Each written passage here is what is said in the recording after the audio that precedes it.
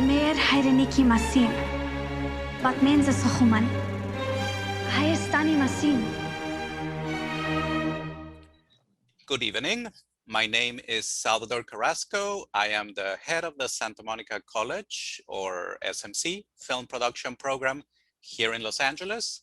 And I would like to welcome everyone to our Q&A with the cast and director of the short film, The Attempt.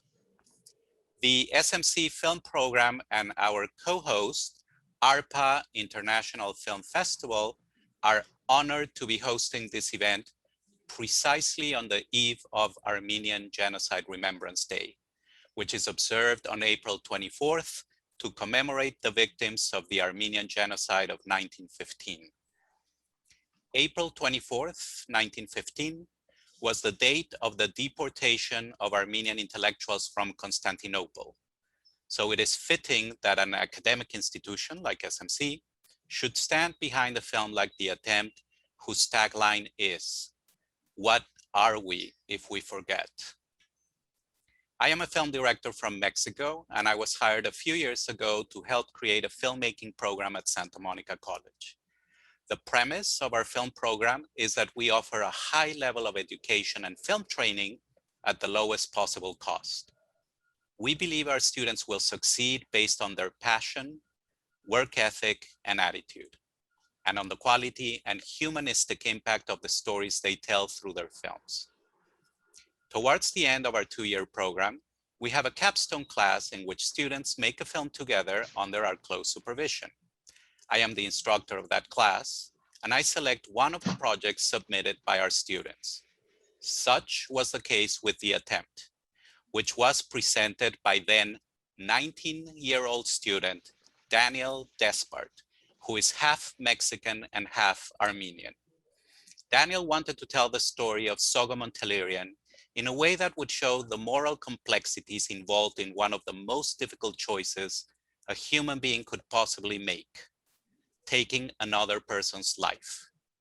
As we developed the project in class, it became a priority for us to explore Soghomon's journey, not as a revenge story, but rather as an act that would have a larger meaning in terms of preserving the memory of a people. We are very proud that The Attempt has done extremely well in the film festival circuit. In 2020, it was selected to compete at the American Pavilion's Emerging Filmmaker Showcase at the Cannes Film Festival. Since the festival was canceled last year due to the pandemic, the screening at Cannes will take place later this year, most likely in July. And just earlier today, we got a request from TV Art in Germany asking us if they can use excerpts from The Attempt for a story this June about the 100th anniversary of Tehlirian's trial in Berlin. For today's event, SMC reached out to our friend, Festival Director Maral Kazazian at Arpa International Film Festival, with which we have in common that we are both recipients of grants from the Hollywood Foreign Press Association. Arpa agreed to co-host this event, for which we are very grateful. For the last 23 years, Arpa International Film Festival has provided a platform for filmmakers whose works explore subjects of both social and cultural importance.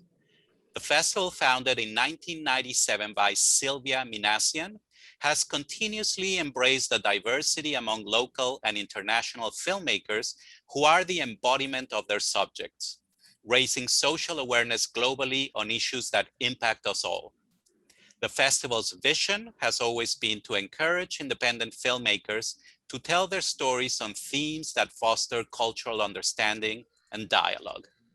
Arpa has come to be recognized as the longest running festival in Los Angeles, showcasing films that touch and explore critical issues such as genocide, war, women's empowerment, family dynamics, environmentalism, music, art, and intersectional identities.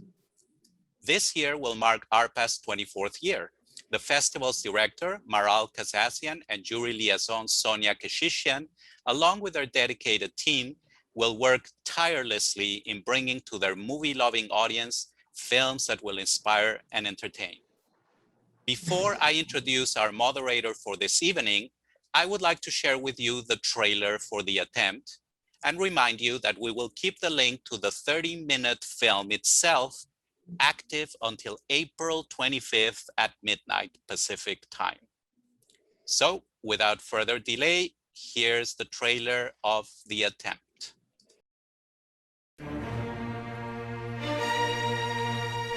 Mer hayraniki masim, batmen ze Soghomon.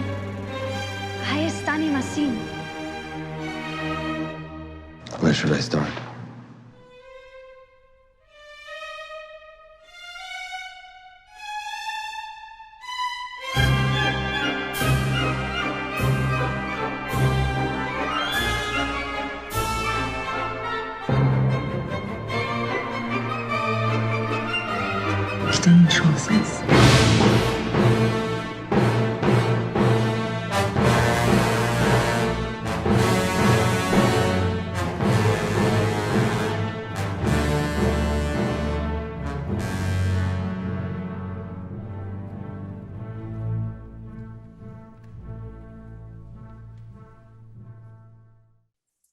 We are thrilled to have as our moderator tonight, Silva Karageozian, who is a programmer for the Arpa International Film Festival.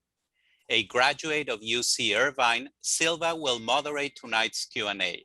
Her passion towards historical fiction and documentaries will undoubtedly bring a fresh and insightful experience with the filmmakers. Silva chartered the Armenian American Alumni Chapter and was instrumental in bringing the UCI film department to the Arpa International Film Festival. Her grandfather, Levon Rubinian, was a genocide survivor. Silva is dedicating tonight's most timely event to his memory. Thank you very much. I leave you with Silva. Hello, everyone. Thank you so much, Salvador. I hope everyone's comfortable and has enjoyed the trailer. Right now, what we're going to do is jump right into it and learn more rather about our amazing group of talented individuals that are collaborating and have created this amazing piece of work. I'm going to start with Daniel Despart, our writer and director, who is half Mexican and half Armenian. He attended the Santa Monica College Film Production Program, and The Attempt is his directorial debut. Arya Wolan, who portrays Soghomon Tehlirian, is an Armenian-American actor, producer, and musician. He also co-produced The Attempt. His work as a filmmaker has screened at numerous festivals worldwide, and he has also been involved in many iconic establishments, including the Lincoln Center, the Egyptian Theater in Hollywood, and Harvard University. His upcoming film, Phantom Valley, was shot on Super 16mm and is set to premiere at the prestigious International Film Festival in South Korea. Arya has composed music for several short films as well, and currently he's working on his debut solo album. Our next wonderful actor is Bedian, and she portrays Soghomon's landlady, Mrs. Anne Torosyan. She's a Canadian-born actress and didn't start her career in the arts until after her service in the military as a soldier. Her proficiency for speaking several languages and an incredible range of dialects has served her artistic career very well.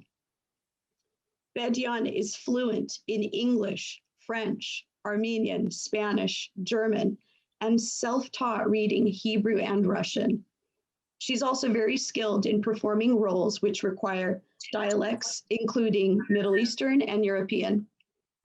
Bedian might be best recognized from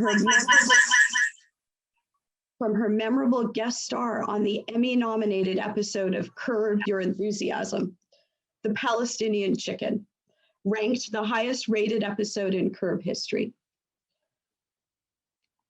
Next, we have Arya Desai, and she portrays Miriam Torosyan, the daughter of Anne Torosyan.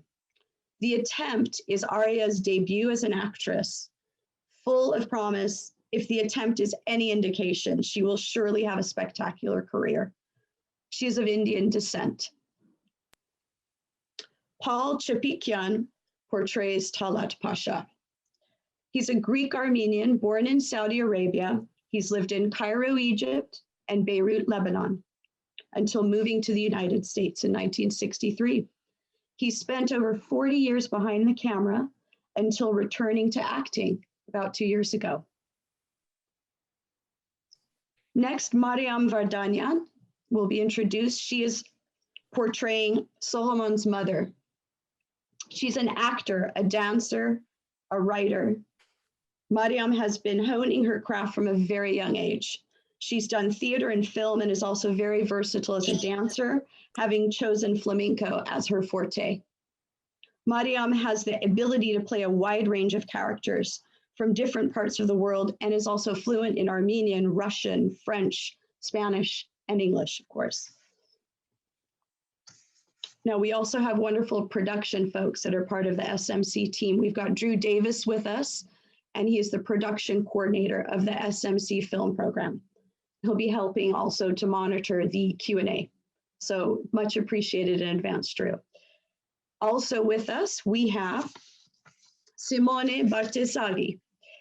He's an Italian award-winning filmmaker who has been recognized by the Directors Guild of America and the Alliance of Motion Picture and Television Producers as an artist with extraordinary ability in directing. Simone's accomplishments and communicative skills have been also recognized by many educational organizations around the world, and he is now a full-time professor in the filmmaking at the prestigious Santa Monica College. Simone is also a published author with his book, The Director's Six Senses. And last but by no means least, we have Salvador Carrasco, who you've already met at the intro. He is the executive producer, if you will, of the attempt. He is a Mexican film director based in Santa Monica, California, and he is also a writer and director of the highly acclaimed feature film, The Other Conquest, a revisionist approach to the 1521 Spanish colonization of Mexico that focuses on the cultural resistance of the Aztec people. When it screened in the US, The Other Conquest became one of the LA Times and New York Times top 10 films of the year. As a writer, Carrasco's essays and poetry have appeared in several publications. He was the Mosley Fellow in the Creative Writing program at Pomona College, and he is a regular contributor to Senses of Cinema, one of the world's leading publications of film criticism. As an educator, Carrasco has taught filmmaking at USC, Pomona College, and the Los Angeles Film School. As a result of a nationwide search, he was hired to create a filmmaking program at Santa Monica College, where he is now a tenured professor and head of the film program.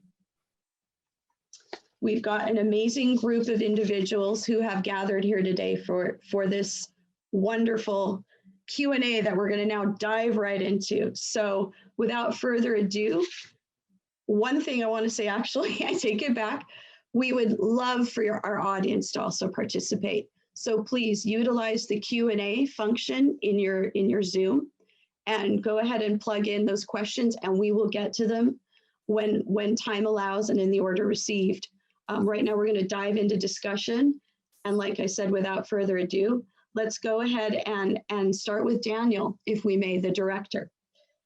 Daniel, we know there was an initial seed for this project. There was an inspiration, clearly, and I got a little background talking to Salvador, and you and I touched upon it briefly, involving the cemetery where Soghomon Tehlirian is buried in Fresno. Can you dive into that and share with us? Yeah, that cemetery is Ararat Cemetery, which, like you said, is in Fresno, California. And my great-grandparents on my father's side, who are Armenian, are buried there as well. So whenever we would take trips, me and my family up north, we would stop by to say hello to my great-grandparents. And in doing so, as I got older and older, I started to pay more and more attention to the significance of that place. And I started to realize that it wasn't just a regular cemetery, it was an Armenian cemetery.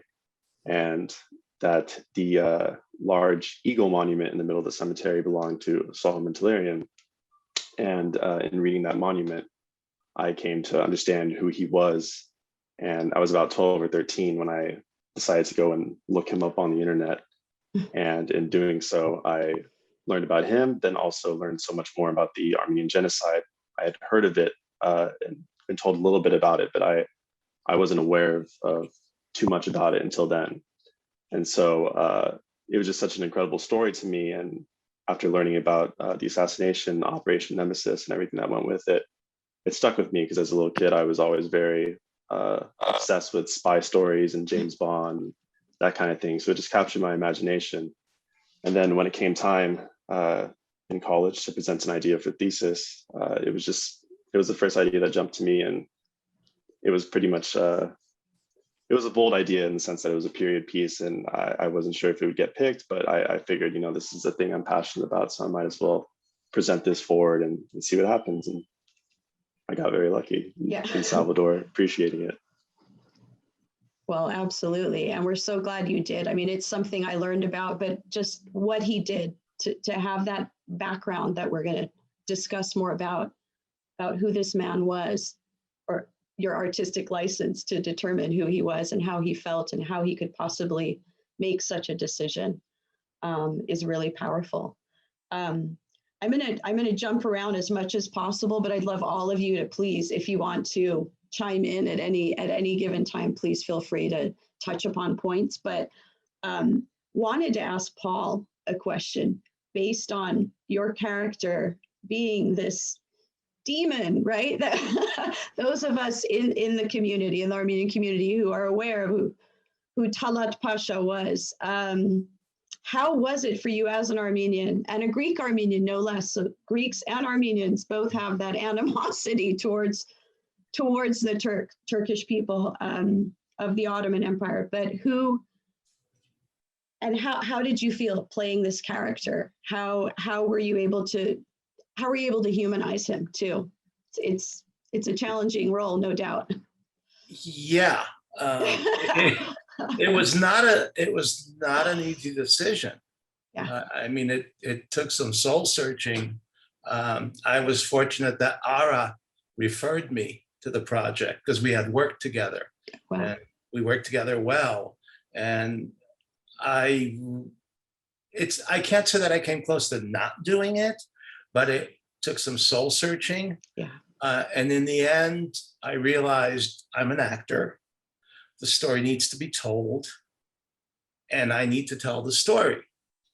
And working with all concerned, we approached him a certain way. But it was not an easy decision. And I thought about the ramifications, but I realized that that's something I had to do. I had to rise to the occasion. I'm an actor. Right. As simple as that. At the end of the day, right? Yeah. Yeah, but it did take some soul searching. I spoke about it with my wife and just decided that I would do it. You got her approval. Yeah. Yeah. That's good. Yeah. But it was not an easy decision. Absolutely. Yeah, I can imagine. Yeah, when we were looking for our Talaat, yeah, came to mind immediately because really, first of all, Paul is probably one of the nicest people I've ever met, and that's why going to that, and it's he did humanize the character, and he's I hate to say it, but he's almost likable, and and that's just Paul is a great actor, and I avoided him on set just at all costs because we did. If I talked to him, it would be very difficult to interact with him and then still try to assassinate him at the end of it all. That's why I avoided him on set, and it was just like other people. It looked like I'm being like rude, and this happens a lot on set when I avoid other actors that I'm in scenes with, and So it was pretty real.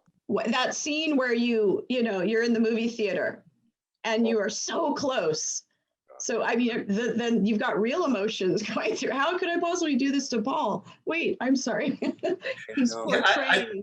I think we even had a very short discussion early on, not detailed at all, but we both made a very conscious decision. See you later when it's all said and done. Wow. And we went our separate ways because I too had to be this despicable human being. And I, so. And I, at some point, also Paul, because I realized when I was talking with Salvador and Daniel and our casting team, and we realized that maybe probably like an Armenian person could do this best. Yeah. And probably perhaps virtually only an Armenian person could play that part. I'm just feeling that. Because, again, it's just a lot of courage, and Paul. Absolutely. It's great. Yeah. No, well, now that we've got you, let's hear more from Arya. So you're not only the protagonist, but you're the co-producer.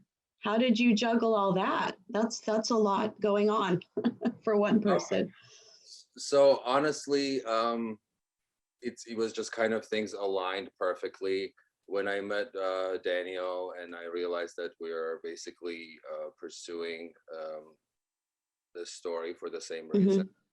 And I was once also, even though there's an age difference between me and Dan, but I was too once in my teens when I discovered Soghomon and my history teacher, and was very passionate about the story. So what's interesting about all of it, that I myself tried to tell Soghomon's story in one way or another. At some point, I was attached to a project, excuse me, that was a play version of it, but you focused more on the trial, basically.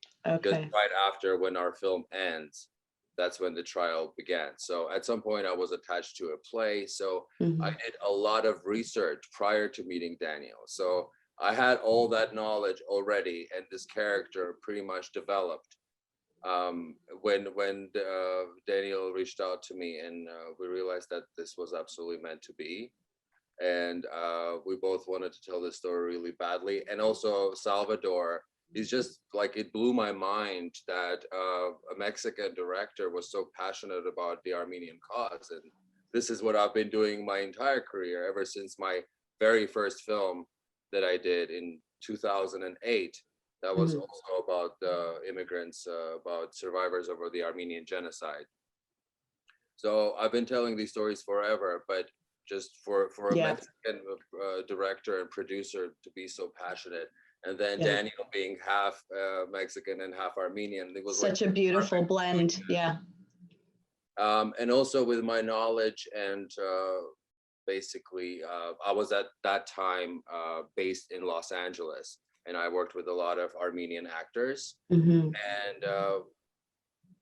we basically Daniel asked me to come on as a producer and maybe bring in some of the actors that I know, as well as a lot of the details that I had researched.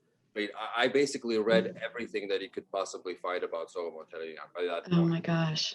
And I did even more. I revisited some of the things when I got attached to the project, but even the mandolin playing and things like that, all of those details that we were able to bring in and blend it in, and it was just great. Yeah, I mean, the authenticity, when I spoke with Salvador a few days ago to just kind of do the preliminary chat, it's like, how did you get this authentic, incredible European setting? And so he shared, the language and the dialect was very important. Incredible. I'm from Armenia. I'm from Yerevan. I speak a different dialect. It was important for me to speak Soghomon's dialect. And big shout out to Anne. Anne, she's here already.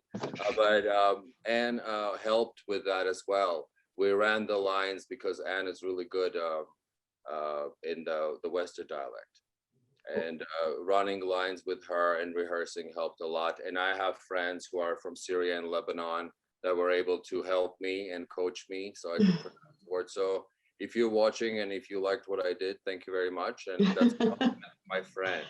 It was impeccable. It was impeccable because I speak Western Armenian as well. And I was really impressed by all of that. And actually, speaking of Anne, let's let's hear from Anne, because your language capacity is incredible, Anne. And as Ara so kindly mentioned, I mean, you come with such a host of skills as an actor. You're obviously seasoned and you've worked with great filmmakers. What was it like to work on The Attempt and to be able to speak your mother tongue and to just incorporate the personal identity with this role? It was like no acting required, to be honest. Really? It came very naturally. I grew up, I think before I could speak, I knew who Soghomon Tehlirian was. I knew when he died. Actually, March 15 is also my birthday. So, and I do make it a point to drive up to Fresno to visit his grave on April 24. Wow. And I've done that before.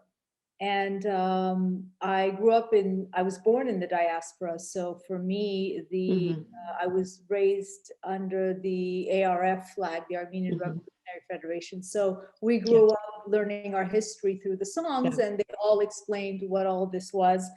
And so it was, like I said, it was not much acting, not a lot of research for my role anyways. But it was a very brilliant, I have to say the word, experience working as an actor. When, I originally got approached for, student film, I was kind of like, oh, I don't know. It's not even like you want me to carry this film. It's not the lead or anything. But I did do my research, as I always do.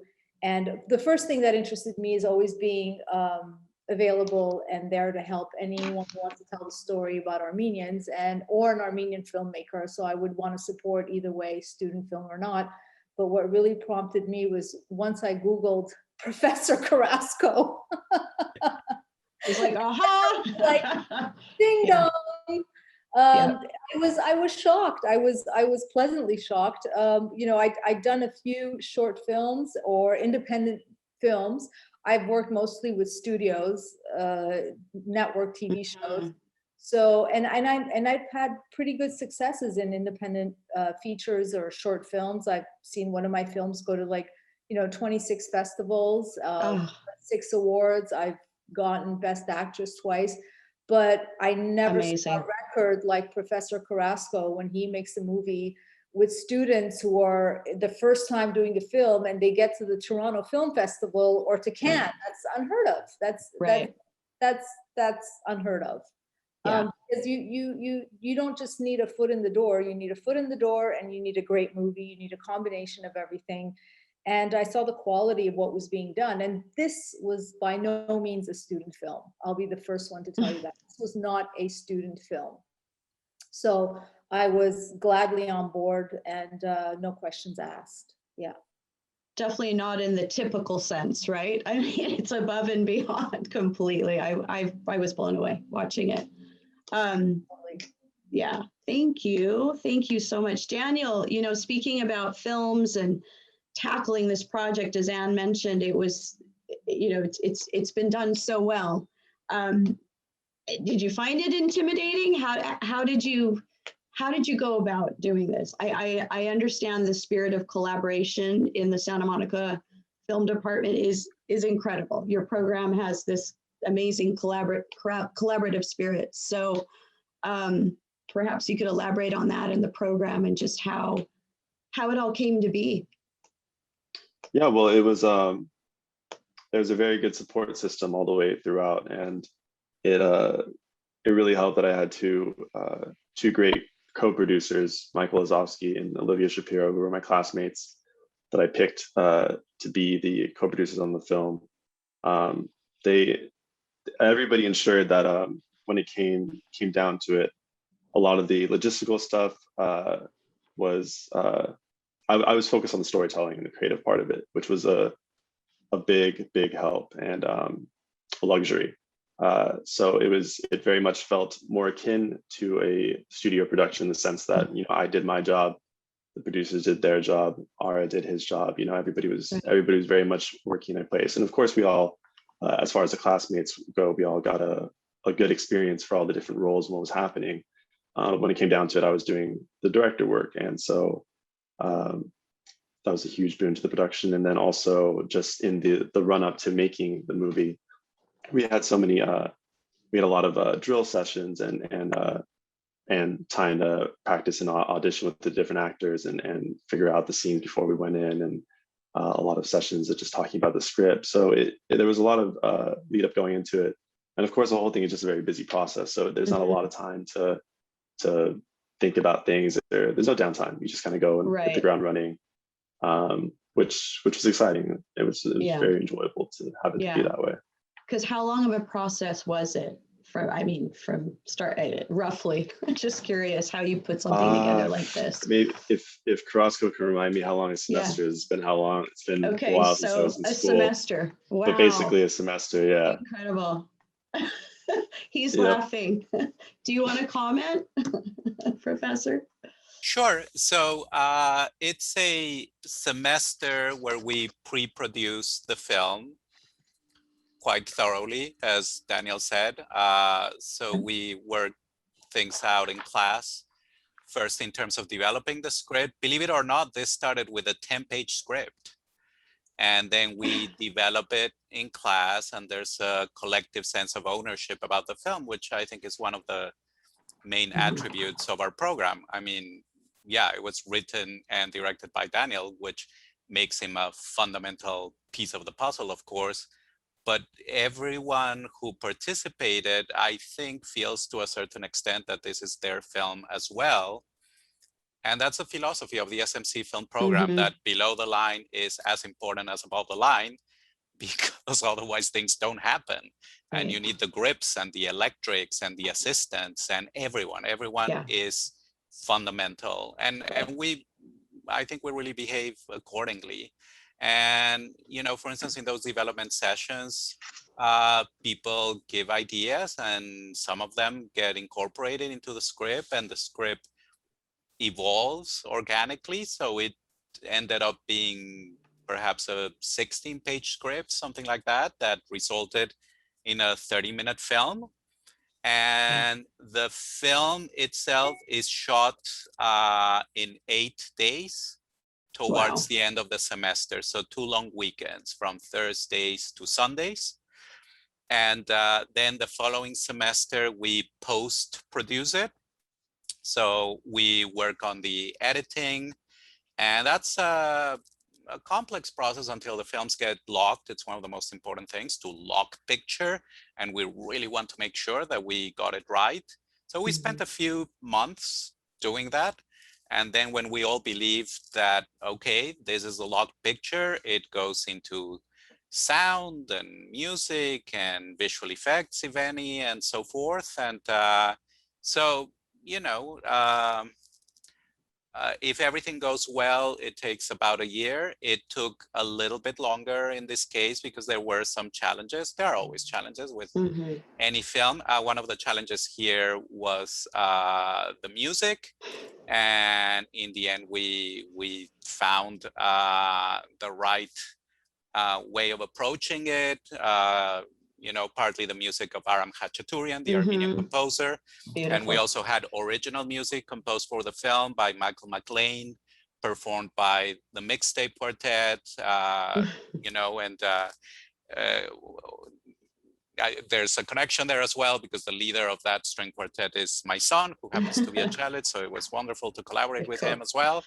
And yeah, just and still, even when the film was finished, we share it with certain people, and you know, we had discussions sometimes about tweaking certain things. I could tell you an anecdote, but I think it'll be better for Ara to tell it in a moment about 2 words in Armenian, right, Ara? So you should tell that one. Oh, tell us, Ara. Oh my God. You have to tell that one. And Mariam is here. He will in a second, but that's how we thought we had finished the film. And then Ara said, no, you haven't. You thought you had finished. And we said, what? And he said, there are 2 words that are mispronounced. And we said, Ara, come on.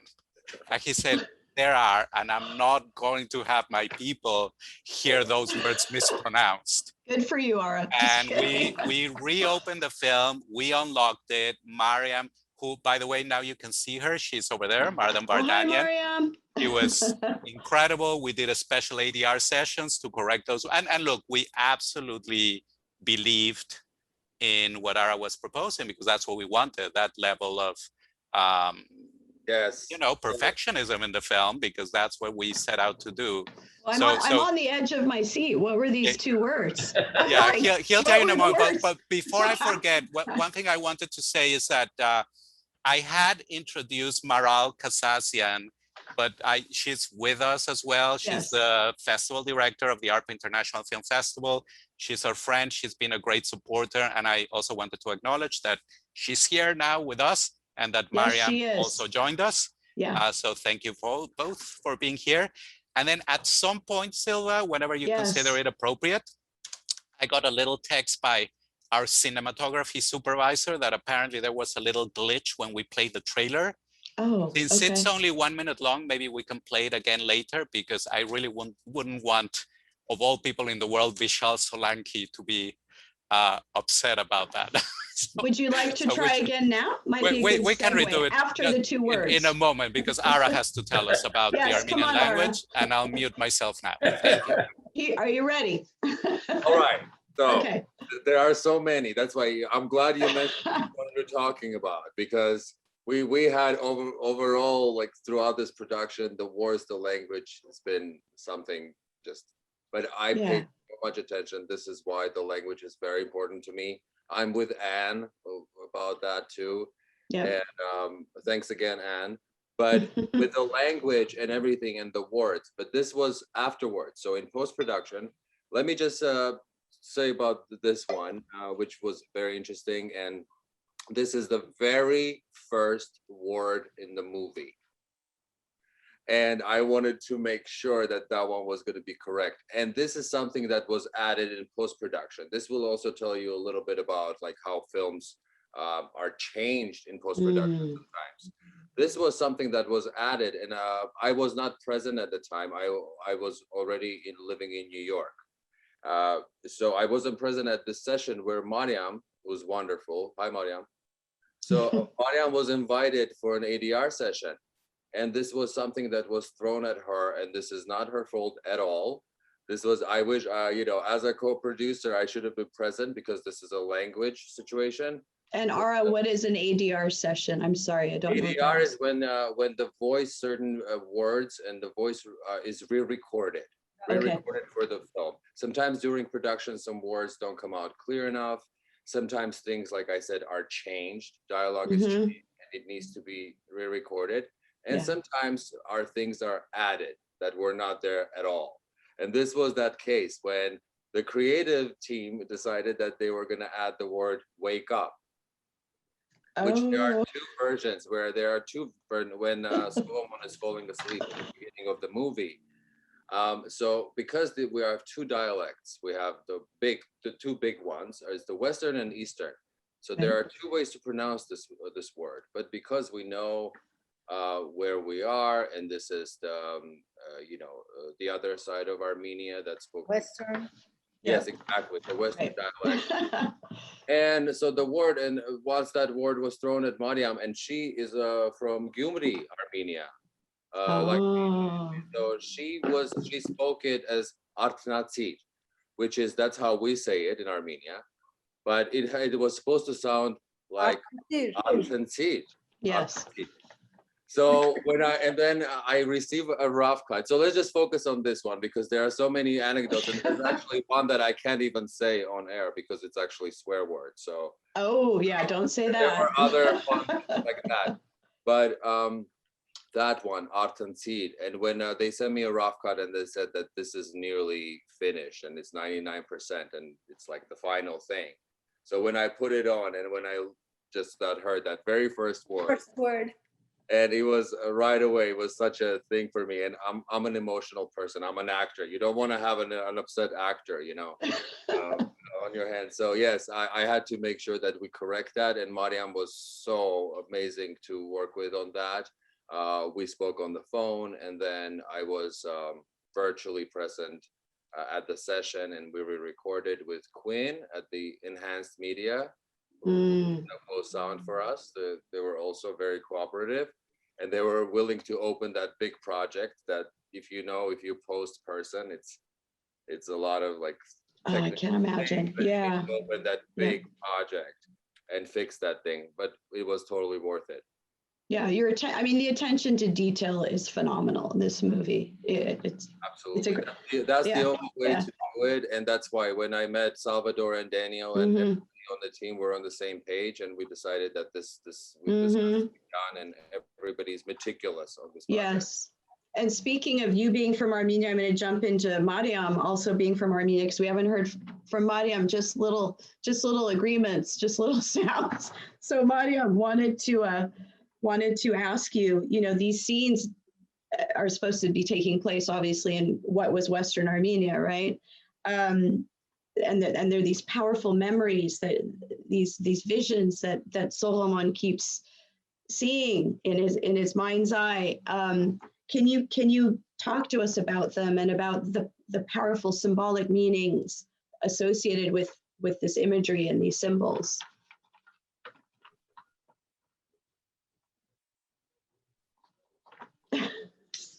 Are you there, Mariam? Mariam, you are muted. Unmute. Okay. Sorry, can you hear me now?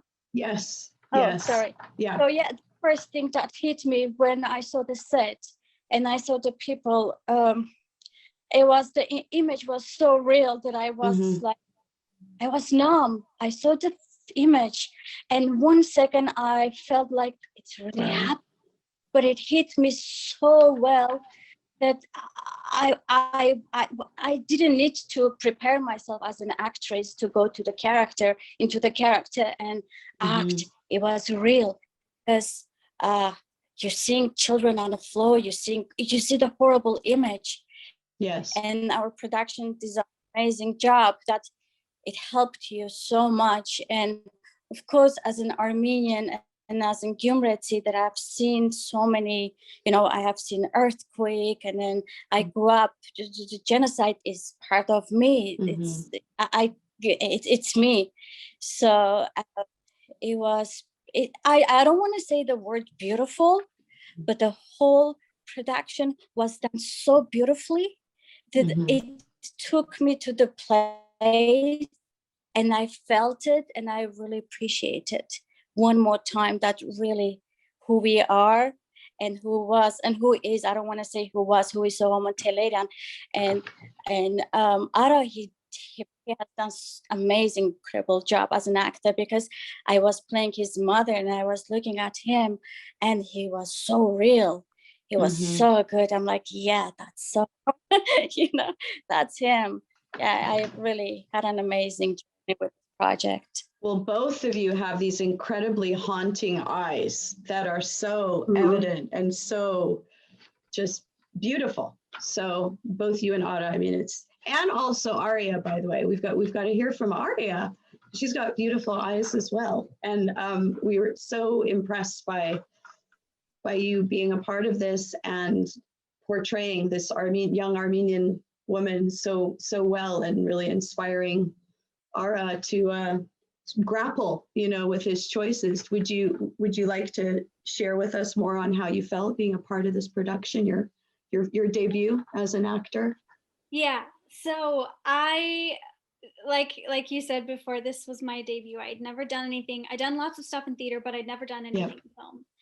And I use this thing called Actors Access which is where I found out about this film. And when I read the description, I thought it was so interesting. So I submit, thinking that nothing would happen. And then a few auditions later, and they handed me the role. And I think this was said earlier, but by Anne, but this does not have the sort of mood of a student film. It was so professional, and being younger at that time, and that was my first professional production I'd ever been a part of. It was a little scary at first. I didn't expect it to be such a big project, but it was a deeply, deeply meaningful experience for me. And I think one of the things that was very interesting was like you said, I'm Indian, I'm not Armenian. So I really didn't know anything about Soghomon or what had happened. I knew about the genocide, but I didn't know about him. So it required a lot of work on my part to make sure that I was telling the story in an authentic way and being respectful of a culture that I'm actually not a part of. But I think something that was interesting was Miriam, the role that I play, she doesn't remember growing up in Armenia. So, oddly enough, when I first contacted the team asking if they wanted the audition in an Armenian accent, they said German accent, because she actually wasn't growing up in Armenia. Right. And the whole point of her story is that she's trying to connect with that culture that she really doesn't know that much about. So she's sort of in this weird middle position. And I think that me not being from that background, I think it helped with that, because just how Miriam was trying to learn more about her culture, that's how it was for me. It was real. Yeah, it was real. And senses, I have to say like a big thank you to Anne and Ara for helping me with, there's one line that I had to do in Armenian, but I had to do it right, because again, the attention to detail. Oh, you were good. Thank you. I really appreciate it. Yeah, I was quite worried about that, but I think it turned out well. Is it burned in your brain? Like, do you go through those lines like in the middle of the night and repeat them? Yeah, and I actually practice. Yeah, I recently had to do. I did another student film where I spoke a little bit of Armenian, and I ended up one time, I ended up saying the line from The Attempt because it was burned in my memory. Yeah.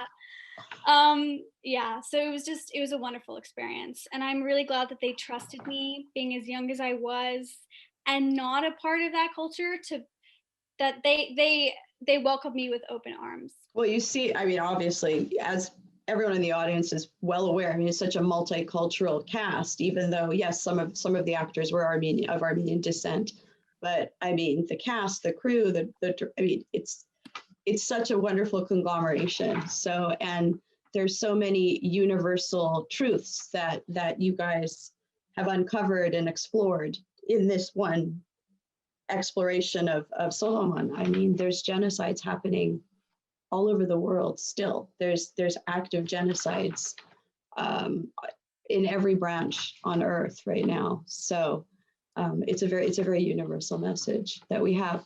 Do we want to break for a moment then and do the trailer review again? Would you like to do that as a little break so everyone can take a drink of water? Yes, I would love to do that. Մեր հայրենիքի մասին, պատմեն ձեզ Soghomon, Հայաստանի մասին. Where should I start?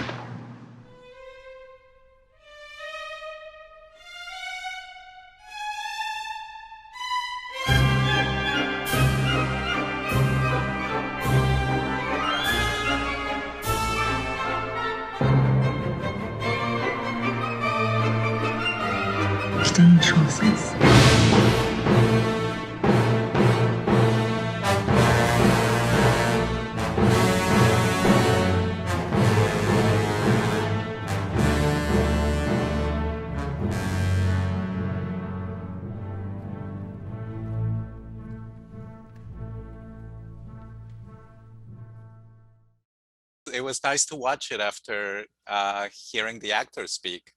And of course, it opens with Miriam's famous line in Armenian. Yes. So, so it was good timing. I'm glad we did it again. Yeah, I mentioned this at the last time at the Q&A. Like one of the highlights of making this film was working with Arya. And it was very exciting. And I forgot at some point that she's not Armenian. And yeah, there were moments that this is a little secret, but in pre-production or during the meetings, because Arya had never acted, and we were like, or she'll be, she's obviously has passion and very interested and talented, but you have those questions like, should we be worried about it? But then I was like, after rehearsing with her, I told to myself, I'm like, you should be worried about yourself, buddy. So yeah, she was really good job on you. Congrats, and I can't wait to see your second performance in the Armenian film. Very curious.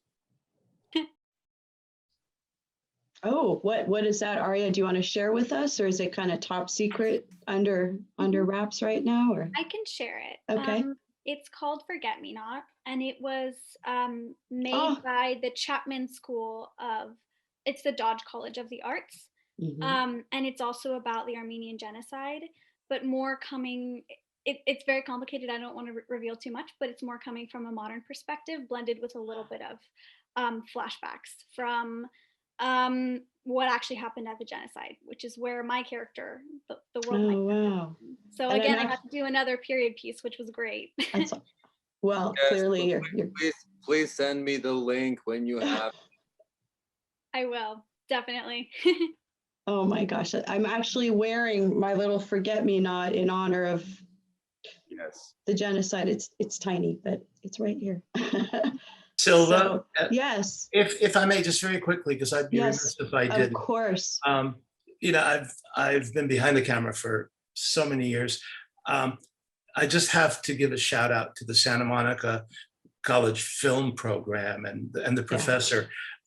I was astonished at the level of professionalism, the detail. I've been fortunate that I've gotten to help the professor with a couple of other things in just preparing students, and the detail and the rehearsals they go through. It's breathtaking, and the result is on the screen. So if anybody is ever considering a film school, I am telling you, I was dumbfounded how good it is and how much the professor is respected. So I just wanted to share that. I sincerely mean that.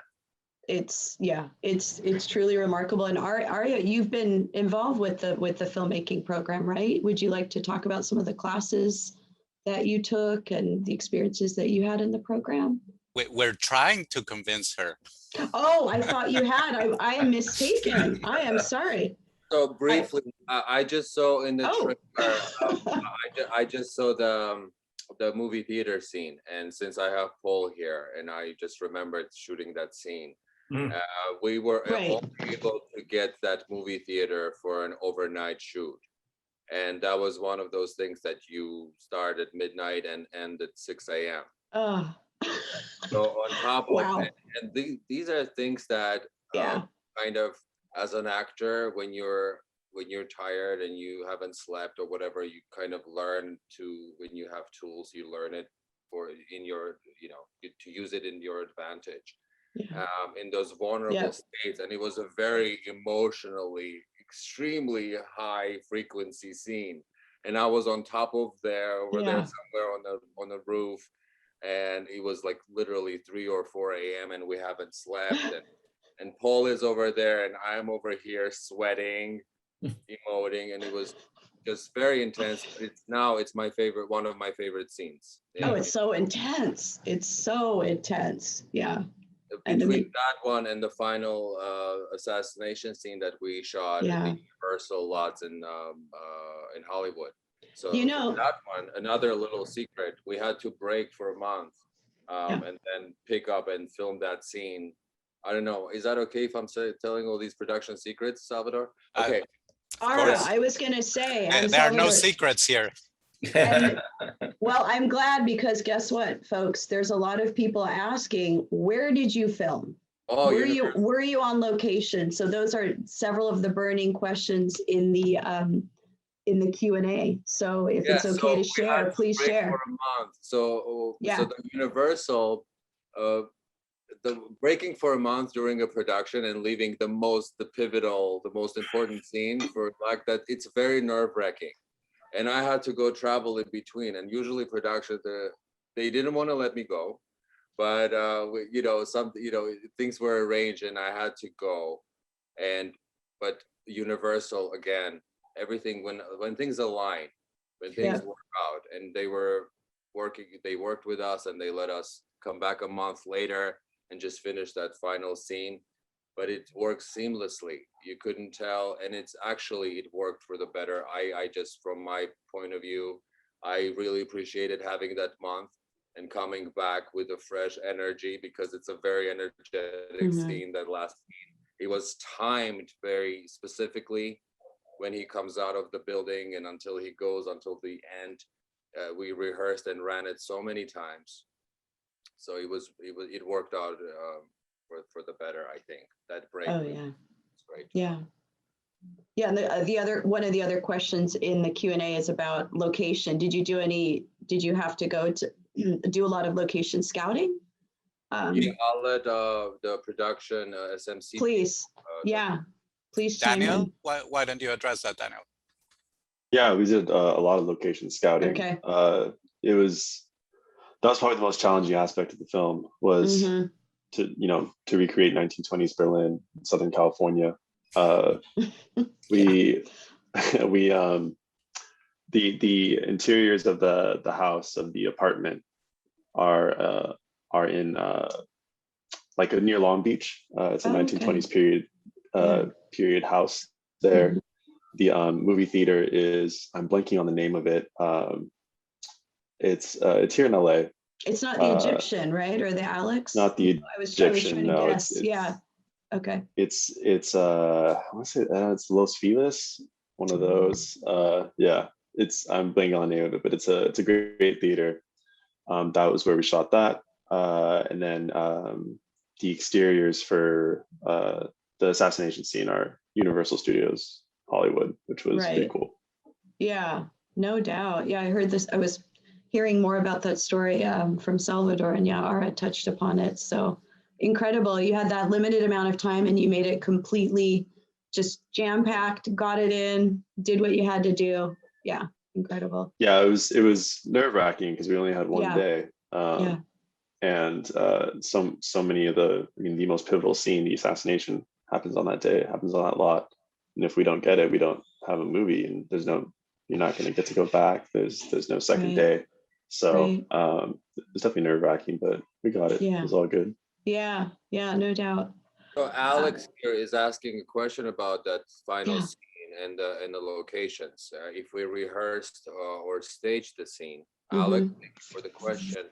We did actually. This was kind of like choreography. This is choreography on set.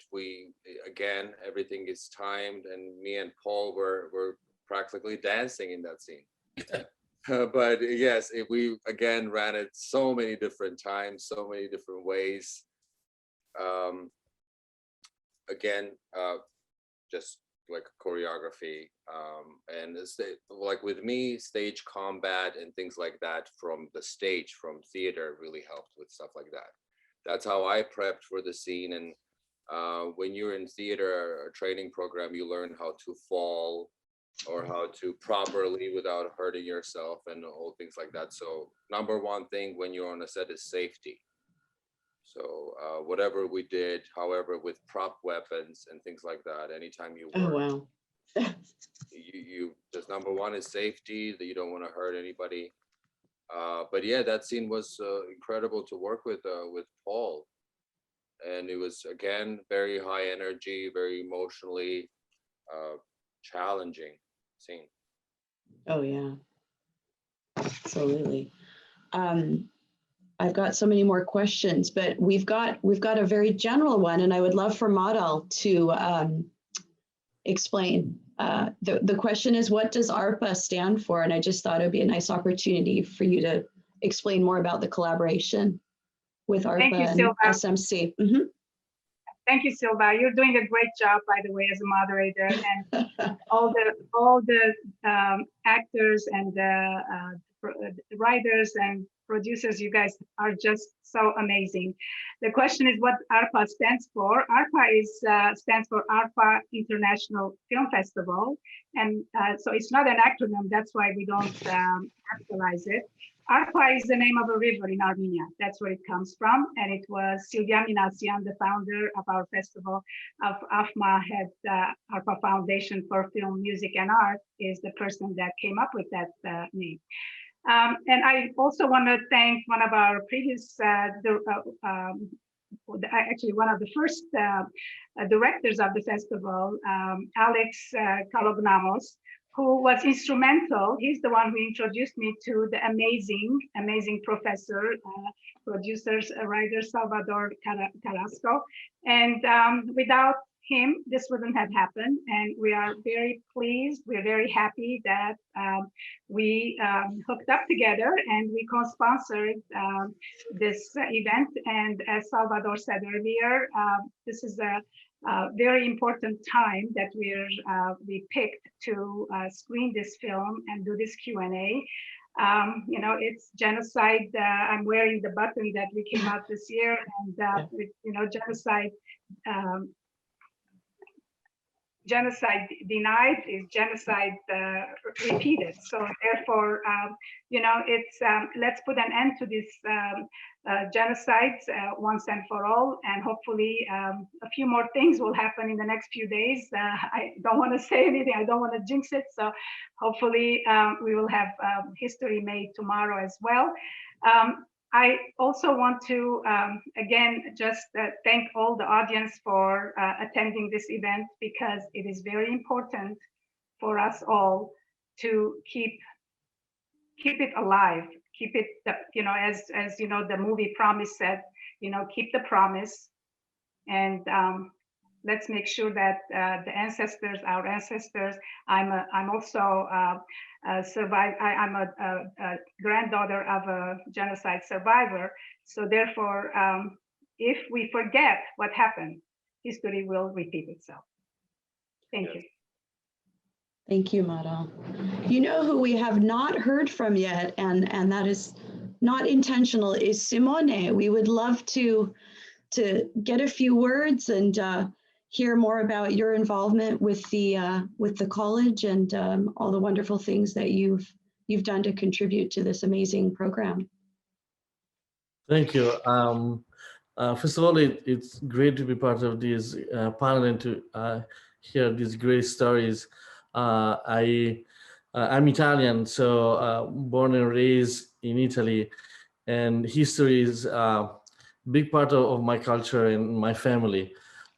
So I'm fascinated, and I have a deep passion for movies and for stories about that are happening in the past. And in this particular project, I was on the early stage, I would say, because Daniel was in one of my classes that was at the beginning of his career at the Santa Monica College, and I knew about this project when it was selected by Professor Carrasco, and I heard about it when it was developed, because I was helping the class while they were preparing the material, and I was supporting the pre-production. Unfortunately, I didn't have a chance to be on set, and apparently I missed quite a big journey now that I'm hearing all these stories. But what I remember was something that every time we are trying to capture and we are trying to communicate to our students that the stories that they're telling, they must come from a deep place. And one of the things that I think this project did, and in some way also paved the road for others, is the fact that Daniel's passion really affected everybody. The level of professionalism and commitment that everybody experienced on the set, I think it was really cultivated and grew throughout the process of preparation. The class that prepared this kind of project, that's called Film 33, is actually a class where every week a scene is tested, and the entire class works on a preparation on different levels. So they work on the part of the lighting and camera and all these kind of things. And I think that at the beginning of every class, because there is some sort of a competition, everybody is kind of like, oh, why not my piece? And then sometimes more, sometimes less, the entire class become supportive of that project. And I think that one of the vibes that I remember feeling when I was there. There was some sort of respect and deep commitment that almost immediately clicked within the class. And I think that the result is on the screen and in front of everybody. And hearing, everybody here talking about how they felt that it was a professional set, and they felt that they were working in an environment that was deeply committed. I think that is one of the best things that from our side you can say about our students, because actually that's something that we care a lot. The glittery part and the success part of Hollywood sometimes is really not allowing to actually the best part to shine. And I think that actually the best part is really the human side. Is how these stories are coming from real passion. And something I'm very deeply proud of is that the college is really nurturing this part of the filmmakers. And the fact that our students, when they leave the program, several of them, they really get into other universities, but when they start to work, they're continuing having successes and festival with other projects that eventually weren't supervised by us. It means that in some way the ground in which they grew up was able to feed them in the right way, and those nurturing moments, they're going to stay with them forever. And I think that that's the best part for us, the best reward for us for this. Absolutely, as educators, yeah. I mean, your foundation is incredible. I mean, what you're able to achieve, what you've built, Salvador and yourself. I mean, it speaks volumes just by the production, the quality. I would just like to add briefly that it really stems from the students. Everything. I think the way we understand our jobs as instructors is that we help them achieve what they set out to do. Hopefully, because we've been around a little bit longer, we're more experienced, we probably have more resources and, experiences, but it's really trying to understand what they're going for and helping them articulate that. And it's not easy because, Simone is a director, I'm a director, Vishal, who is the cinematography supervisor, he's a director of photography himself. And we're not supposed to be doing, and we don't do what we would do ourselves. It's not about that. It's in this case, really, really listening, say, to Daniel and trying to understand what he's trying to do and facilitate that. And, just how can we make this happen? And it's a lot of dialogue, questioning, challenging, and so forth. And that's the philosophy of the program. And it's really a team effort. I appreciate my name has been mentioned a couple of times. I couldn't do anything without Simone, Vishal, Drew, who's been my right arm since we got started. It is really a team effort. And it all stems from the students. And the proof of that is that I've taught elsewhere, and at other places I couldn't quite do what we have been able to do at SMC because it's a different culture here. There's zero entitlement at SMC, which is incredible. And the students really focus on the work ethic, the attitude, and they tell their own stories. It's not really derivative. There's something about the culture that they're not trying to do the Tarantino wannabe movie or anything. It's just what really resonates with them, and I think this is the right fit. But it really all starts with them. Absolutely. There's a question in the Q&A, which I think, gosh, any one of you please could chime in on this one. But the title, the question is, I'm curious about the title. Is it a reference to the attempt to forget, the attempt to not kill? It doesn't feel like a reference to an attempt to kill, which is an interesting twist. So I'm just throwing that out there to all of you. If anyone would like to jump on that. Yeah. That one's definitely for Daniel. Okay. Daniel, care care to attack that one? Yeah, well, it's all of the above. I mean, Yeah. it's a, you know, it's multifaceted, and that Yep. both those suggestions are great suggestions. And yeah, it's really just me and Salvador bonded over our appreciation for titles that can be a little vague but also all encompassing. The one point of reference for this one was the killing was one that we both really appreciated. And so yeah, it was tough. The original draft was just called The Assassination of Talaat Pasha, which is like a mouthful. So I'm glad that we got to where we got. But yeah, it's all of the above. There's so many different interpretations. I mean, there are a couple of attempts at the assassination. That's just true straightforward. I like to look for meaning that is not too obvious and too subtle. At the attempt at another life, the attempt to move on, the attempt to keep going. It's like the attempt after losing everything and after witnessing these horrific events. Right. That absolutely need no proof, and somehow they dare to deny it now. There are articles, New York Times articles, as these massacres were happening. It was very well documented, and the fact that they're trying to erase it from the history is absolutely ridiculous. It is just, it's impossible. What about all the history scholars in the world? They know the truth. Right. You can't erase it from their memories and just the knowledge that's been printed so many times. And now we finally, hopefully, have a president now in America that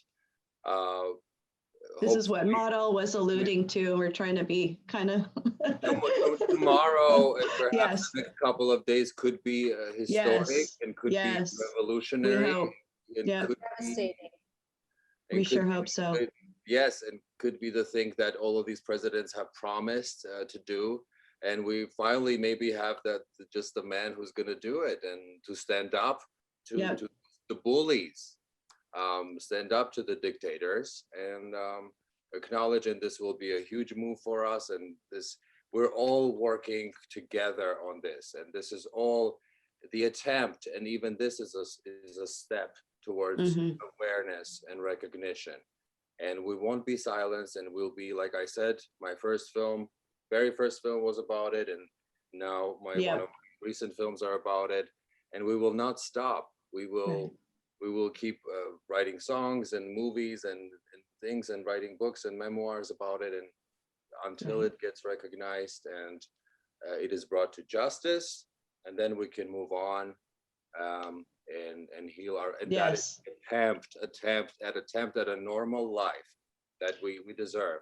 What you're saying right now, Adr, is reminding me of a scene in the movie. It's with you and Mrs. Torosyan, right? With Anne's character. And I'd love for the two of you to chime in on this one. But that conversation that you have where she says, "Hey, I know what you're doing. I know what this is about, and I've got tickets. Let's get out of here. We have a chance at something else." I'd love for Anne, if you want to jump in. Tell us more about that scene and how you were feeling and what it meant in so many words. I connected to that moment, even though as a person right now, I don't connect to it at all. I'm not that. I'm the complete opposite.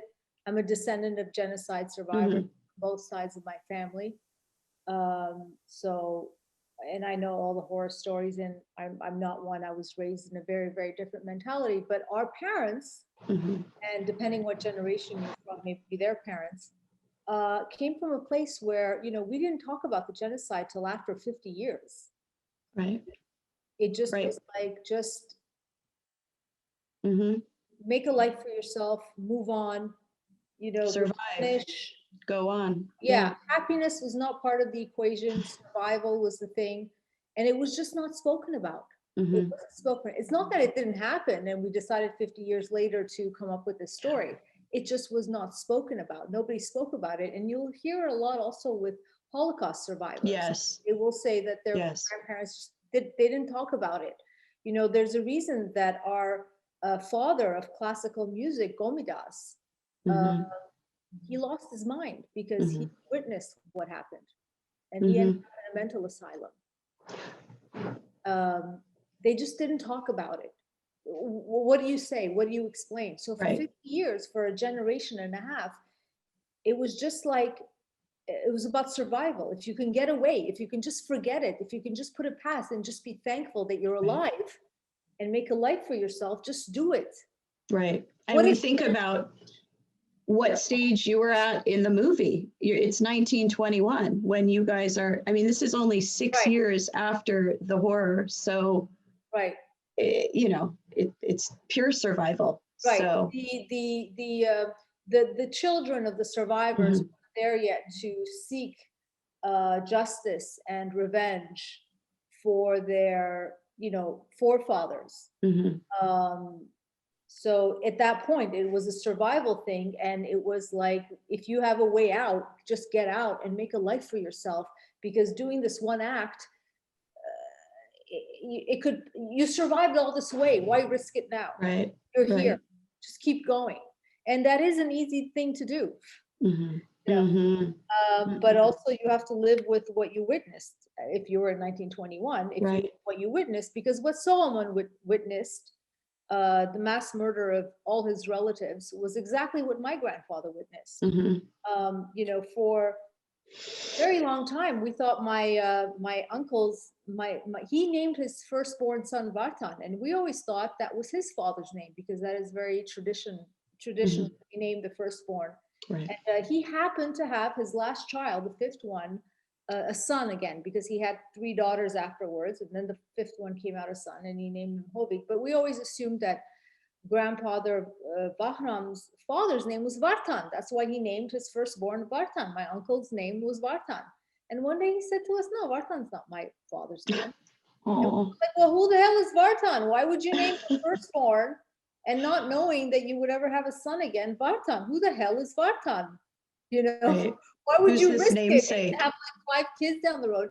And he said Vartan was the man who was his uncle's something, a relative. You know, back then, a lot of them were in the same household together in Armenia, current day Turkey. And they knew that they were coming in to slaughter them, the gendarmes. And he said he was 4 years old at the time. And my grandfather's uncle's son or something, a cousin's uncle or something, said to him, I need you to play dead under me when they come and they kill us. Just pretend you're dead. I will cover you with my body. And when it all is said and done, you have to stay quiet until it's all done. And when it's all finished, I need you to run away and survive, because you will be the only link left to carry our name. Wow. So my grandfather at 4 years old, under the blood of this uncle's cousin, something named Vartan, stayed under his dead body with all the relatives murdered around him until it was all said and done. And the gendarmes, the Turkish gendarmes, had left. And at which point he got up and he escaped. And so when he did eventually made it, and he got married and he had a child, he named him after that man who covered him with his body. 4 years old, it was Vartan. So these are just, when you witness something like that, and then you go up to a man who's been, who's responsible for the murder of over 1.5 million of your people, including 11 to 18 members of your own family, and you shoot him point blank, and you don't run. You know, the man, also the Talaat Pasha was also, by the way, tried in absentia, and he was tried and convicted of the genocide. As a war criminal, yes. He was hiding. Yes, he was hiding in Germany, because at that time Turkey was an ally to Germany, because they actually believed that Germany would be a world power, so they sided with Germany.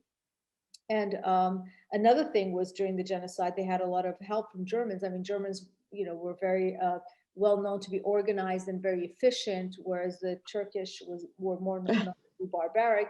And they were taught to be more efficient. You know, if you tied 2 Armenians and shot 1 bullet, you can kill 2 with a stone. And then if you tied the 3rd one and throw them in the river, well, you got rid of 3 with 1 bullet.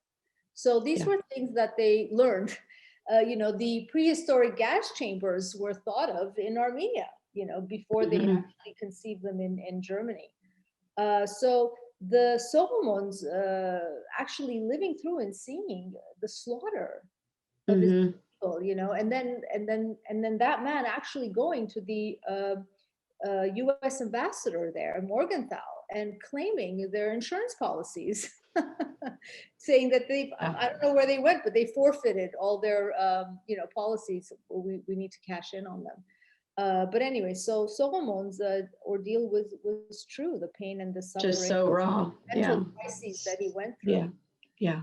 It just wasn't spoken about then. It's not that it didn't happen. So back then, you weren't focused on justice or retribution or restitution. Right. You weren't even aware of what was happening.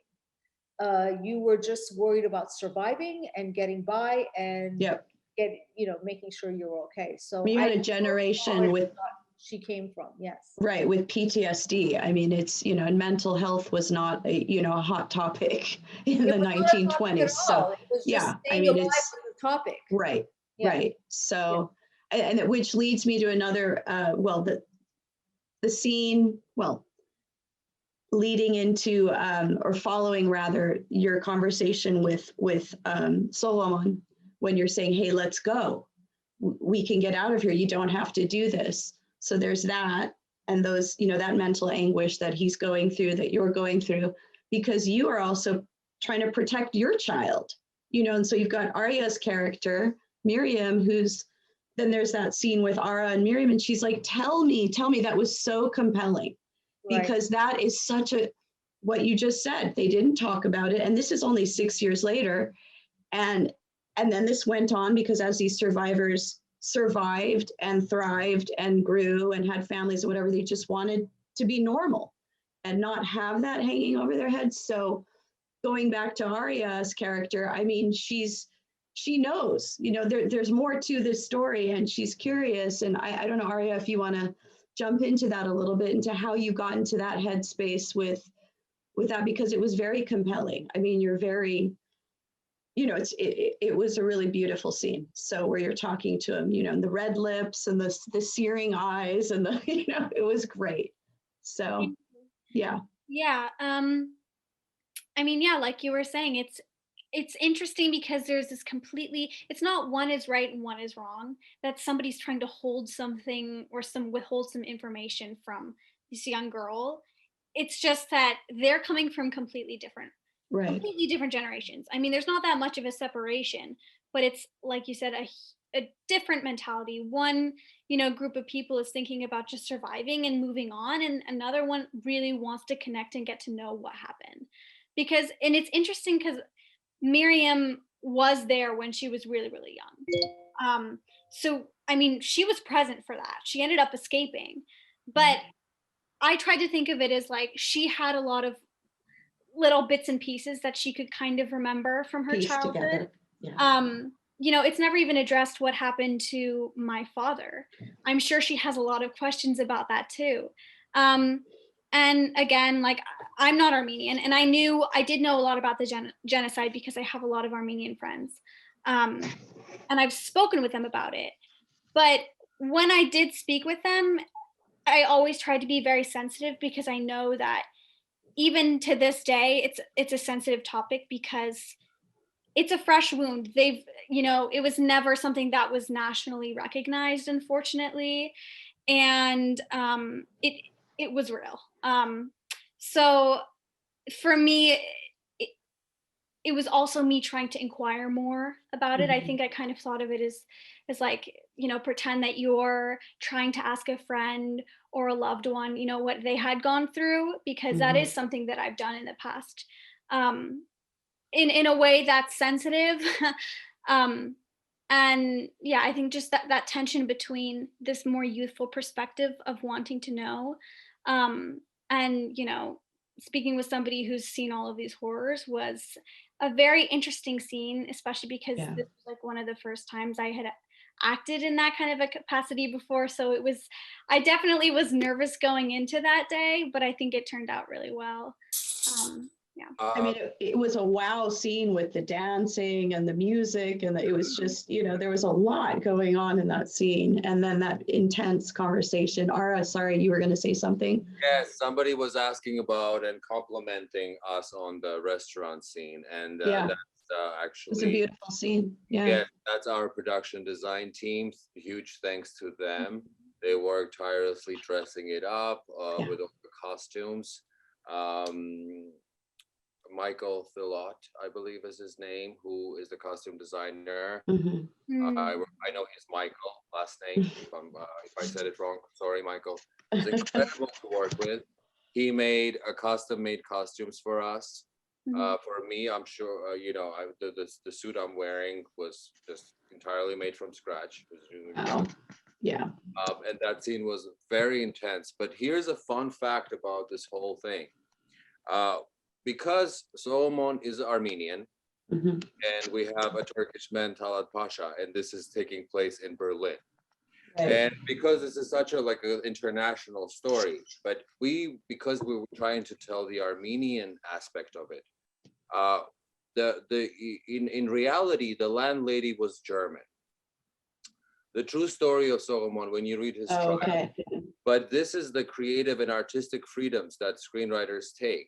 Now, while this is inspired by entirely a true story, which the core story is true, the man came to Berlin, assassinated Talaat Pasha, and was acquitted, and tried and acquitted. So all of that is true. And while in reality the landlady was German, there was a question about that character as well, by the way, with involving Anne. There was a great way that Daniel came up with in the screenplay to make them Armenian and tie it. And this is where the Armenian dialogue came. We wanted to have Armenian language in the film. And this was a way to do it and tie it and strengthen that part that his landlady may have been Armenian in another, in a reimagining of it. Right. And Arya's character was born as well from that concept. And it created a beautiful story. I feel like it was a different angle to come, but this is because it's fiction, and because we are doing narrative films, and this is not a documentary. You can do these kind of things and to make it stronger. And I love that concept because Arya's character Miriam is basically the future in all of it. She's the hope. She's the absolutely. Hope. She is the reason why he can attempt and live and have a new life and keep going. And that tie is. And you just wish, that I want to see what happens, and then they get together and they have the fairy tale that everything works out, and then people are asking about feature length versions. Yes, so they are. We could do the story of what happened after. In another world. What I'm saying is the story goes on. It's not how it ends. He gets acquitted, he gets tried, and then he gets married and he has children, and he has a beautiful life afterwards. And it's a testament. And the fact that they tried him and they acquitted him, this is proof that the court system, the judicial system sided with this person. Proving that he assassinated a war criminal who was responsible for so many deaths. So and it was a benchmark. Undeniably true. That fact is a fact. Someone was chiming in. Was it Anne? Just saying that the actual transcript from that court proceeding is available in the book, word for word transcribed, about the hearing and the proceeding where he was found not guilty. Along with another 2 Armenians actually who were tried for assassinating 2 other perpetrators. There was a ring of 3 people, but I had actually read it over a decade ago. So there's a small book, I think you can find it on Amazon. It's actually the transcript of the actual of Soghomon Tehlirian. Yes. Wow. When he was tried in court and found not guilty. Well, I spoke to my friend who's a lawyer. She's out there listening. Hi, Sarah. She said, oh my God, when I told her what I was doing and a part of this amazing, getting to moderate with all of you. And she said, Soghomon Tehlirian, I mean, that's something that all of us lawyers in the Armenian Bar Association, I mean, that's a benchmark case. I mean, that's huge for our community, especially because technically we didn't get the recognition. However, this was a major, positive in that battle. Yeah. So the 100th anniversary is coming up on June the 2nd and the 3rd. So that was right.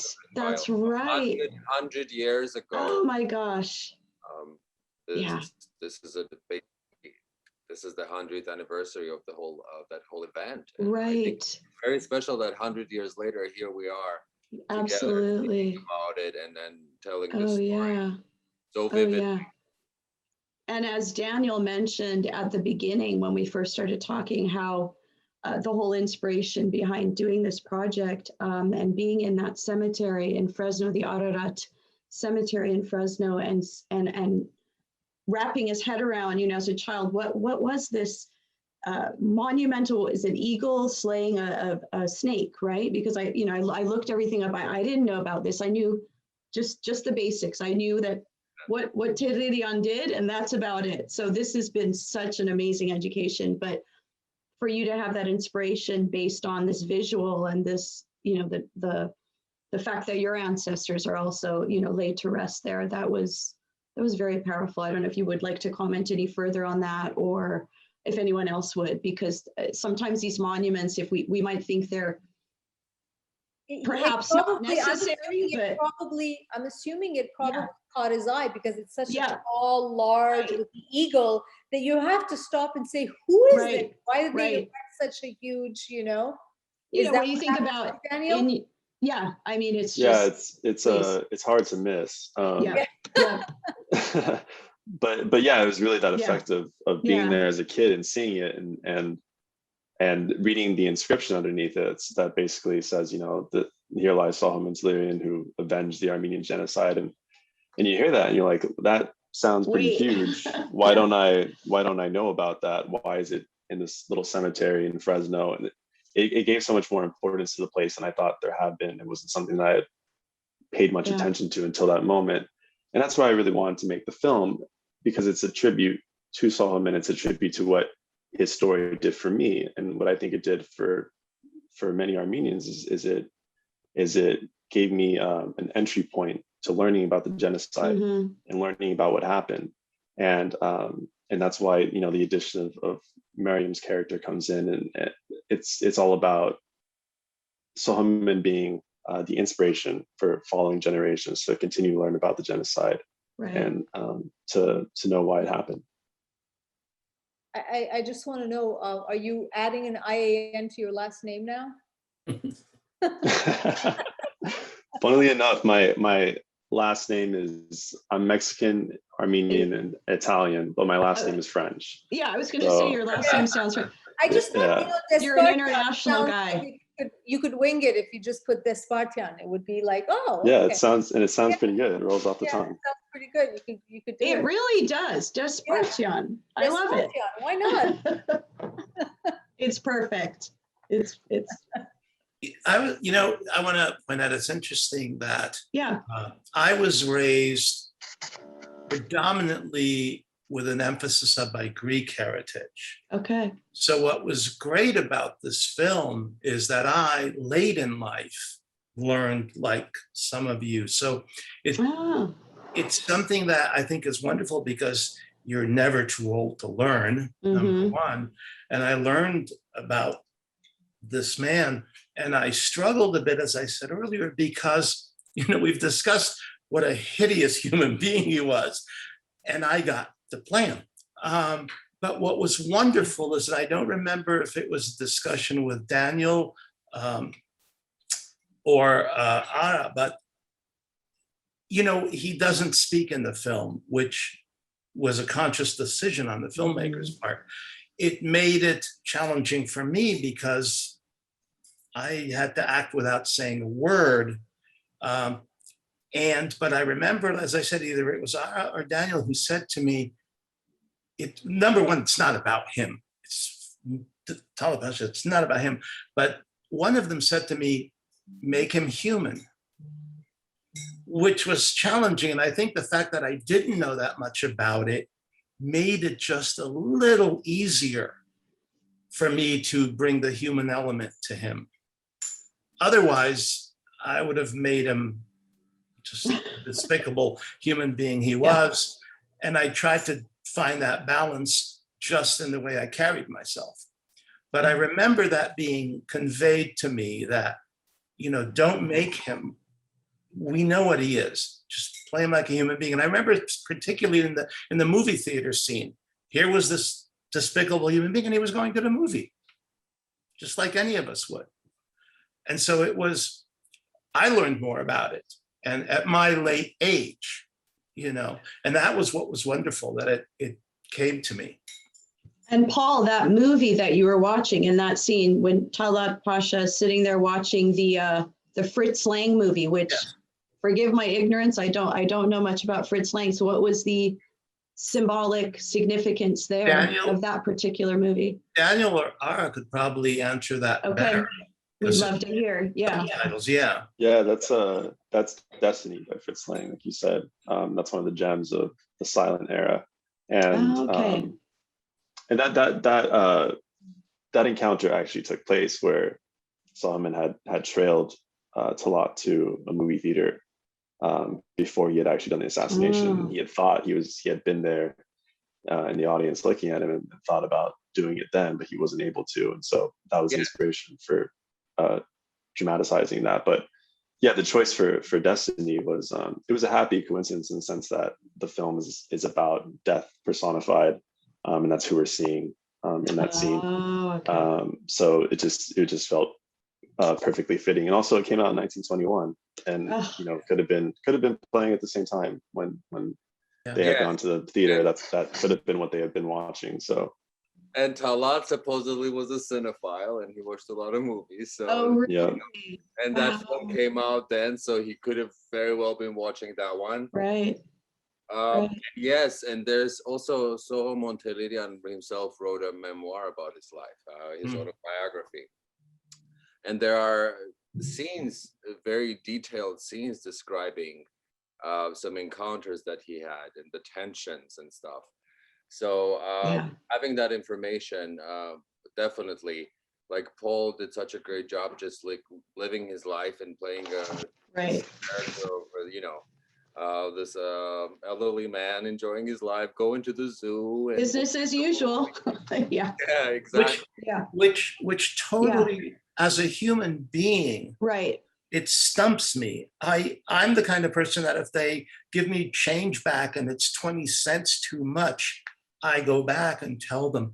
I don't know how anyone, and in light of the news that goes on every day, I don't know how people do small, terrible things and can live with themselves, let alone try to wipe out a people and then go to the movie.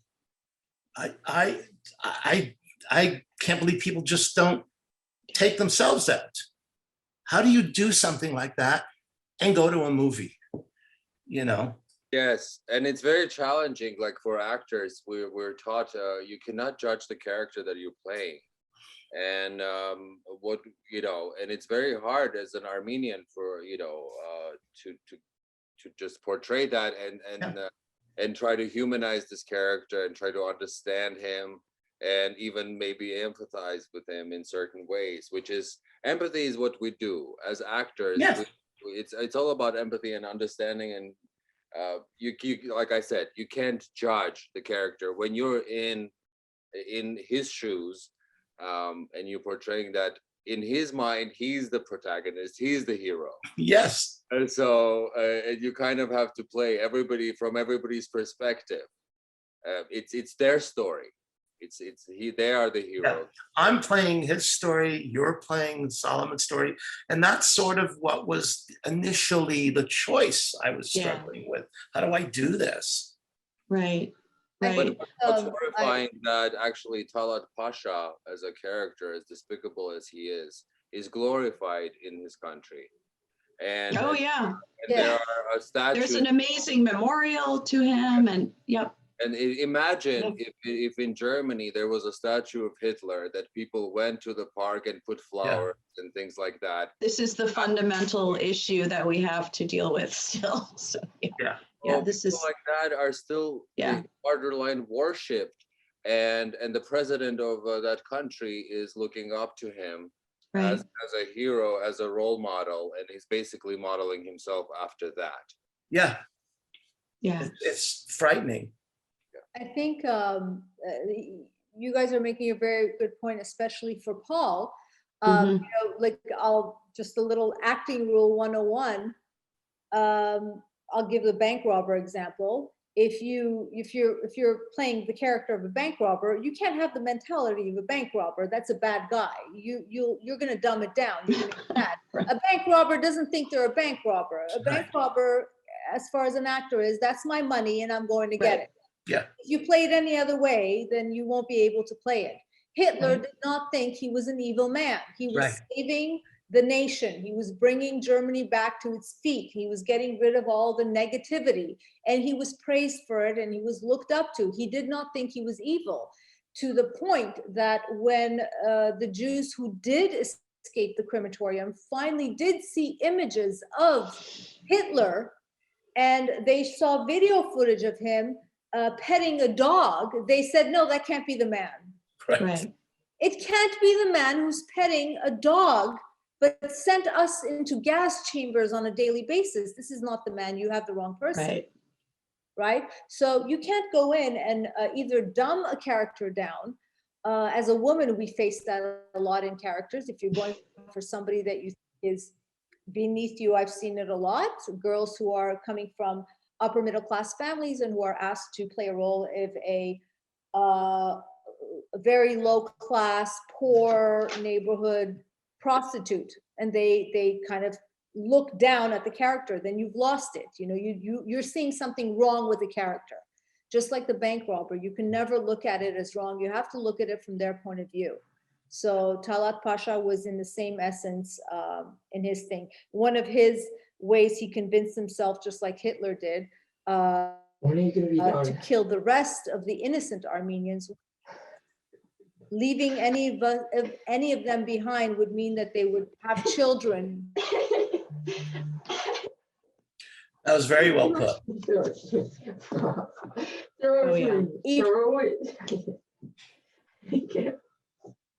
Nation does not suffer, so that the grandchildren, the children of the survivors don't come back. Can you throw it to me? That was very well put, by the way. Being done to them.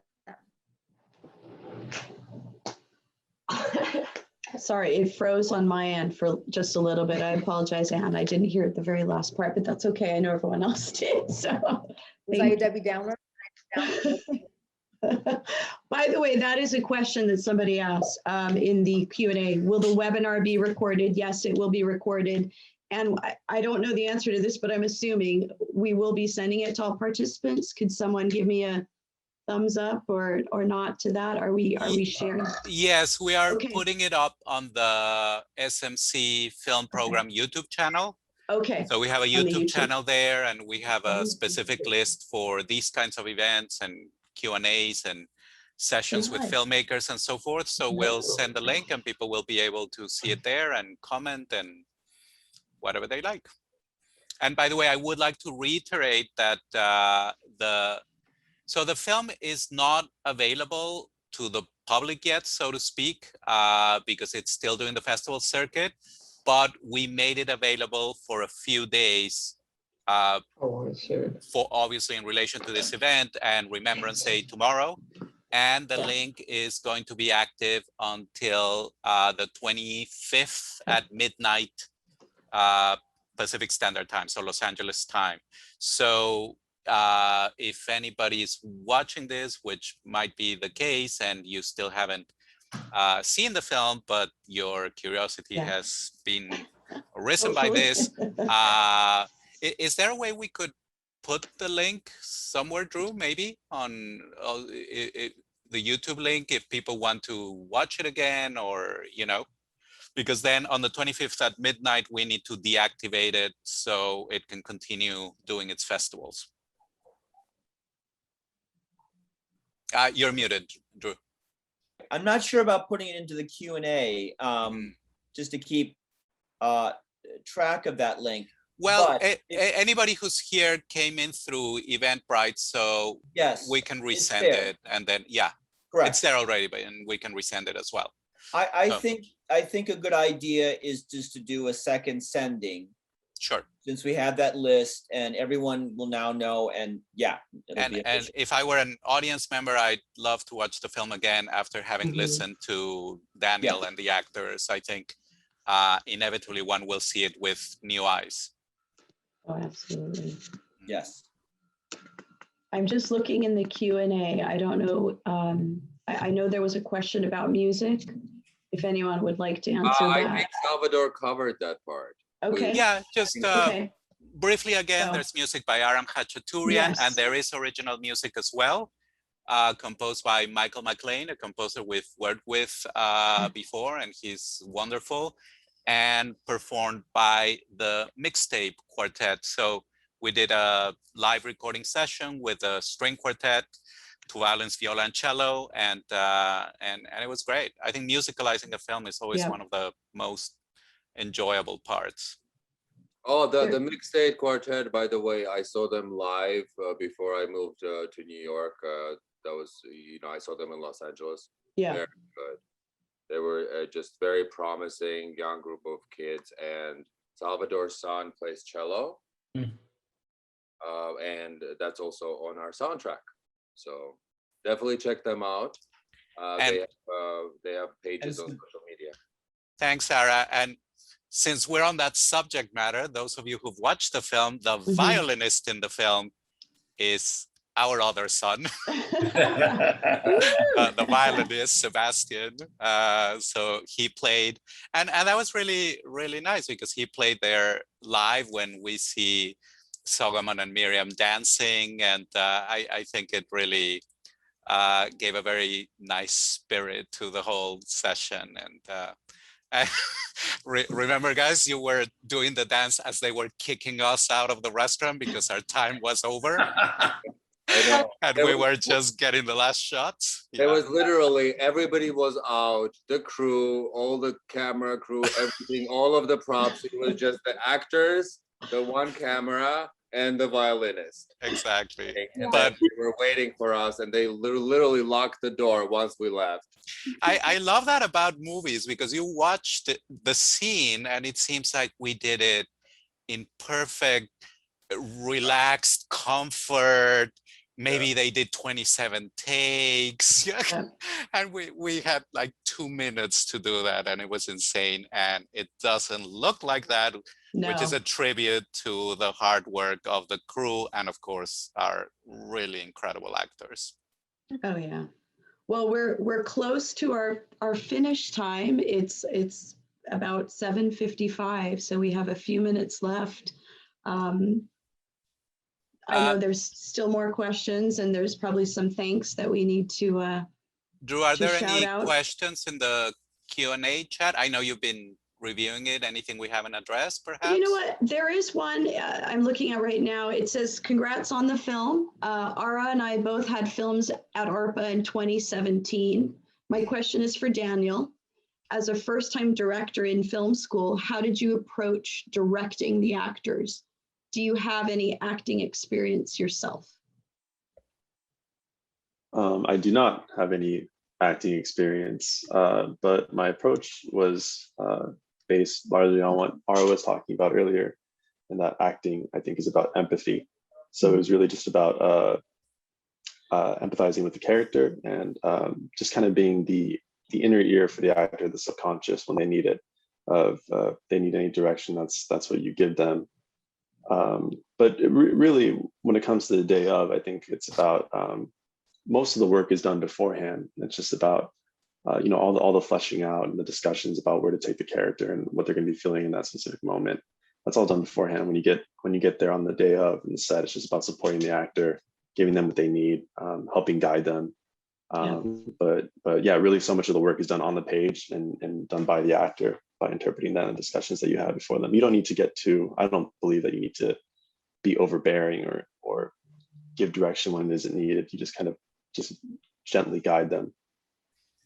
And all these lovely actors came to SMC to do rehearsals prior to the shooting of the film, which was invaluable for the students to be working with professional actors. I mean, that's what class was. You know, we were working with real equipment, with incredible actors, and just that's where you can experiment and you can try out things. And then we edit the scene as part of the class, and we see what works and what doesn't and why not. And as Daniel just said, in a way it is made ahead of time. And then when you're on set, it's just challenging enough to execute things. And of course, that kind of preparation allows you to be open to improvisation. If all of a sudden an idea occurs to you, you can sort of trust that it's probably in the right wavelength because you've done your homework, and I think you can go ahead with it. And we did. Yeah, this question is from Zoe. Hi, Zoe. I remember Zoe from Arpa. We both had films. I believe this was 2017 she said, or 18. Yeah, 2017. Zoe is a filmmaker from Fresno. She's Armenian too. Thanks for the question. The acting was like the rehearsal process, and also just a lot of conversations that me and Daniel had. And sometimes that is the best rehearsal, is like a conversation. Is a just where we cover the whole scene and how do you feel and what do you think, and like all of those questions are very important. And also going to the backstory, and there's always the, you know, why is he here and what is he here for, and what is the goal and what is the conflict. So the approach between an actor and director is always the conversations. I think that's the very important part. And he was great collaborating with Daniel on that. Likewise. And on this note, while I'm speaking, I'd like to just thank everybody and thank you for having me on board and for this just great collaboration. I was very happy to work with all of you, and we came together, and each one of you guys are stars. And thank you very much to the Santa Monica College as well. Salvador, Drew, Simone, thank you guys very much.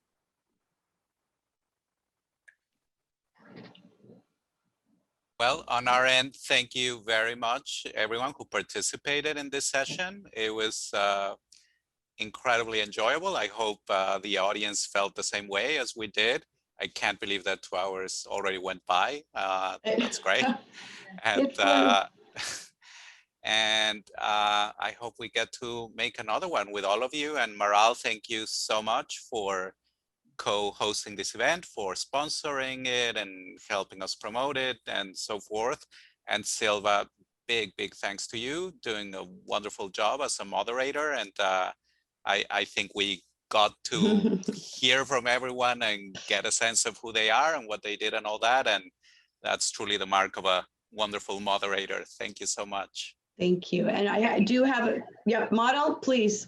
We have another person to thank real quick. So I would like to also thank Rostom Sarkisian, who was very instrumental in bringing us together, organized that initial Zoom where we all got together to start the process of this wonderful event. And thank you again for the professionalism and just you guys were just amazing, all the actors. It was I myself, I'm going to go back and watch this movie one more time. Yeah, it's such an honor. I saw it a few times, so thank you so much. Thank you very much.